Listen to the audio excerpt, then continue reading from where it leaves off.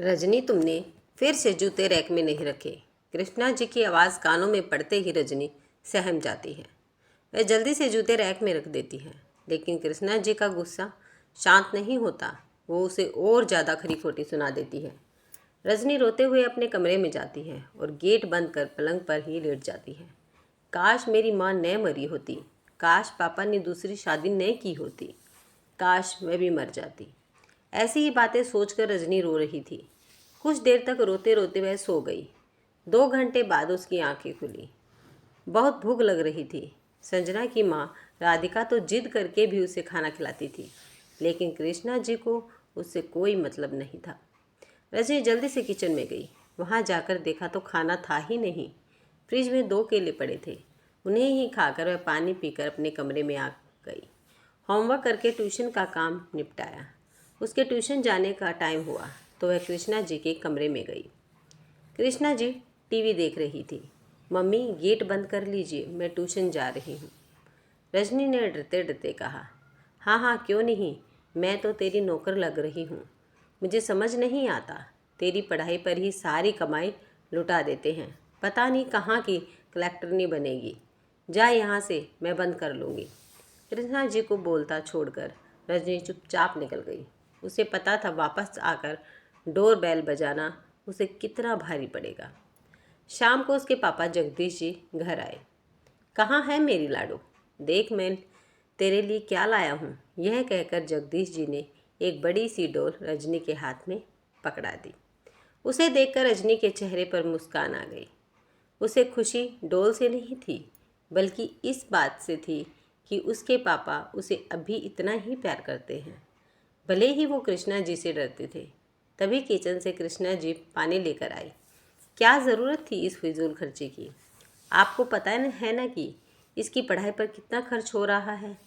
जगदीश जी ने उन्हें समझाते हुए कहा, अरे भाई, कोई बात नहीं, बच्ची है, उसका भी मन करता होगा खेलने का। वह तो बेचारी किसी चीज़ की ज़िद नहीं करती। आज बाज़ार से यह डॉल देखी तो मैं अपने आप ले आया। कृष्णा जी चुप रह गई और चाय बनाने किचन में चली गई। कृष्णा जी ने अपने पति के मरने के बाद जगदीश जी से यह सोचकर दूसरी शादी कर ली थी कि मज़े से रहेगी, लेकिन जब से रजनी की जिम्मेदारी उनके कंधों पर आई है, तब से वो उसे परेशान करने लगी थी। वो चाहती थी अपनी माँ की तरह वह भी मर जाए या कहीं चली जाए, पर जगदीश जी के कारण उनको चुप रहना पड़ता था। स्कूल की छुट्टी वाले दिन जगदीश जी के ऑफिस जाते ही सारा काम रजनी के सिर पर डालकर वो सोने चली जाती थी। रजनी की उम्र 8 साल की थी, लेकिन ऐसा लगता है कि माँ के मरते ही वह अपनी उम्र से काफ़ी बड़ी हो गई है। घर का सारा काम करती, अपनी पढ़ाई करती और माँ से छिड़कियाँ भी खाती थी। कभी कभी उसकी पिटाई भी होती थी। एक दिन रजनी बर्तन साफ कर रही थी, तभी उसके हाथ से एक कांच का गिलास गिरकर टूट जाता है। यह देखकर कृष्णा जी उसे बहुत मारती है और उसे खाना भी नहीं देती। रात तक रजनी रोती रहती है। वह अपने कमरे में पलंग पर लेटी हुई रो रही थी। तभी उसके पापा जगदीश जी कमरे में आए। कृष्णा जी ने उन्हें पहले ही बता रखा था कि रजनी खाना खाकर सो गई है। जब से किसी काम से रजनी के कमरे में गए तो देखा वह सुबक सुबक कर रो रही थी। जगदीश जी ने उससे पूछा, बेटी, क्या बात है? आज खाना अच्छा नहीं बना क्या? तू क्यों रो रही है? यह सुनकर रजनी की जोर से रोना आ गया। वह बोली, पापा, मुझे मर जाना चाहिए। रजनी की बात सुनकर जगदीश जी चौंक जाते हैं। वे उससे पूछते हैं तो रजनी डरते डरते सारी बात बता देती है। जगदीश जी सोच में पड़ जाते हैं। हे भगवान, ये क्या हो गया? मैंने दूसरी शादी इसलिए की थी कि मेरी बच्ची को संभालने के लिए उसे माँ मिल जाएगी। आज तो यही उसकी दुश्मन बन गई है। जगदीश जी ने रजनी से कहा, बेटी, तू चिंता मत कर, मैं सब ठीक कर दूंगा। चल तू खाना खा ले। रजनी ने खाना खाया और सो गई, लेकिन जगदीश जी गहरी चिंता में डूब गए। उन्हें रजनी के भविष्य की चिंता होने लग साथ साथ उन्हें ऐसा भी लगने लगा था कि कहीं कृष्णा जी उसे मार ही न दे। 2 दिन तक सब कुछ सामान्य चलता रहा। तीसरे दिन जगदीश जी ने कृष्णा जी से कहा, मुझे ऑफिस के काम से बाहर जाना है, तुम घर का ध्यान रखना। रजनी को पता था कि ये 2 दिन काटने उसके लिए भारी पड़ जाएंगी। अकेले में जगदीश जी ने रजनी से कहा, बेटी बस हिम्मत करके ये 2 दिन काट ले। मैं तेरे लिए ही इंतज़ाम करने जा रहा हूँ। तुझे इस सब से बाहर निकाल कर अच्छी ज़िंदगी देने जा रहा हूँ। बस तू किसी तरह 2 दिन यह सह ले। यह कहकर जगदीश जी चले गए। रजनी चुपचाप घर का काम करती रही। 2 दिन बाद जगदीश जी वापस आए। जगदीश जी जानते थे कृष्णा जी के मायके में शादी है, वो ज़रूर जाएगी। बस उसी दिन का इंतज़ार था। कृष्णा जी के जाते ही जगदीश जी ने जल्दी से अपना और रजनी का सामान पैक किया और दोनों निकल गए। जगदीश जी रजनी को लेकर रेलवे स्टेशन पर पहुंचे। वहां जाकर उन्होंने मुंबई की 2 टिकट खरीदी और रजनी को लेकर ट्रेन में चढ़ गए।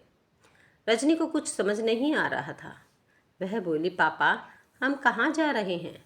यह सुनकर जगदीश जी बोले, बेटा बहुत दूर जा रहे हैं।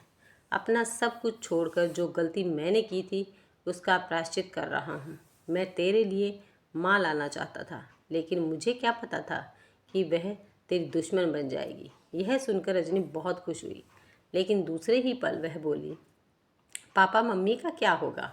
वो अकेली कैसे रहेगी? बेटी की बात सुनकर जगदीश जी की आंखों से आंसू छलक आए और वो बोले, बेटा तुझे उसका ख्याल है जिसने कभी तुझे बेटी नहीं माना।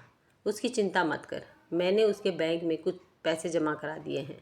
दोनों मुंबई पहुंच जाते हैं। वहाँ एक मकान किराए पर लेकर रहने लगते हैं। थोड़ी भाग दौड़ करके जगदीश जी को एक नौकरी भी मिल जाती है। मकान मालकिन बहुत भली थी। वह जगदीश जी के जाने के बाद रजनी का ध्यान रखती थी। इधर जब कृष्णा जी घर वापस आई तो उन्होंने देखा ताला लगा हुआ है। बस यही होना था।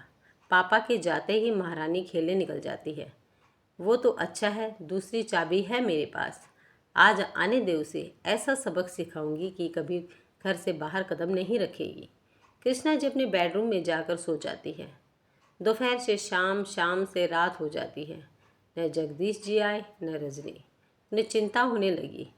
वह घर में इधर उधर घूम रही थी। तभी उसकी नज़र सामने मेज पर पड़े कुछ सामान पर गई। सामान के साथ एक चिट्ठी भी थी। कृष्णा जी ने चिट्ठी पढ़ी और उनका रो रो कर बुरा हाल हो गया। सामने बैंक की पासबुक, जगदीश जी का मोबाइल पड़ा था। अब तो वे उनसे संपर्क भी नहीं कर सकती थी।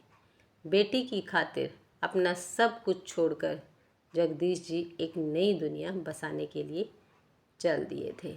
अगर आपको ये कहानी पसंद आई है तो वीडियो को लाइक, शेयर और सब्सक्राइब करना ना भूलें। धन्यवाद।